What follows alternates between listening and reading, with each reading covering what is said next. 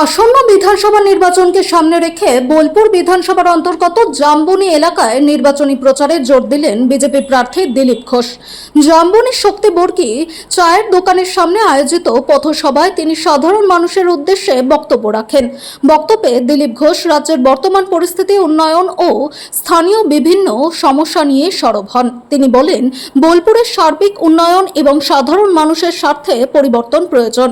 সেই লক্ষ্যেই বিজেপিকে সমর্থনের আহ্বান জানান তিনি। এদিন সভাস্থলে দলীয় কর্মী সমর্থকদের উপস্থিতি ছিল উল্লেখযোগ্য। স্থানীয় বাসিন্দারাও পথসভায় যোগ দিয়ে প্রার্থীর বক্তব্য শোনেন। নির্বাচনের আগে এই প্রচার সভা ঘিরে এলাকায় রাজনৈতিক উত্তাপ আরও বেড়েছে। বিজেপির পক্ষ থেকে দাবি করা হয়েছে, মানুষের ব্যাপক সাড়া মিলছে এবং তা ভোট বাক্সে প্রতিফলিত হবে। পালিয়ে আসতে হচ্ছে, এই নানুর থেকে পালিয়ে আসতে হচ্ছে মানুষকে। পালিয়ে কোথায় যাবেন? তাই পালিয়ে যাওয়ার আগে একবার ভাবুন, তৃণমূল পিছন পিছন যে নিজের সর্বনাশ করবেন না। তাই সেই দিন এসে গেছে সামনে, আগামী পরশু দিন। তাই বলছি, পালিয়ে যাওয়ার রাজনীতি আর নয়, বুকে দাঁড়াবার রাজনীতি হয়েছে এসছে। বুথে যান, পদ্ম ফুলে ভোট দেন, কোনো লড়াই সংঘাতে যেতে হবে না।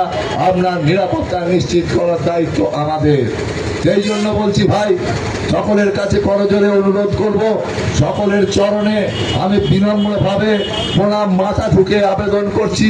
তৃণমূল করছেন, কংগ্রেস করছেন, সিপিএম করছেন, তাদের কাছে অনুরোধ করছেন, ভাই আপনাদের প্রতি আমাদের কোনো রাগ নেই, কিন্তু এবারকার লড়াই বাংলার অস্তিত্ব রক্ষার লড়াই।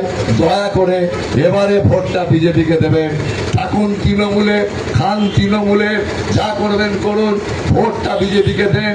আপনার ভবিষ্যৎ প্রজন্মের কথা ভেবে, আপনার নিজের অস্তিত্ব রক্ষার কথায় ভেবে অনেক কামিয়েছেন, অনেক করেছেন, আর নয়, এবারে বাংলাটাকে বাঁচাবার জন্য একটু সমর্পণ করুন।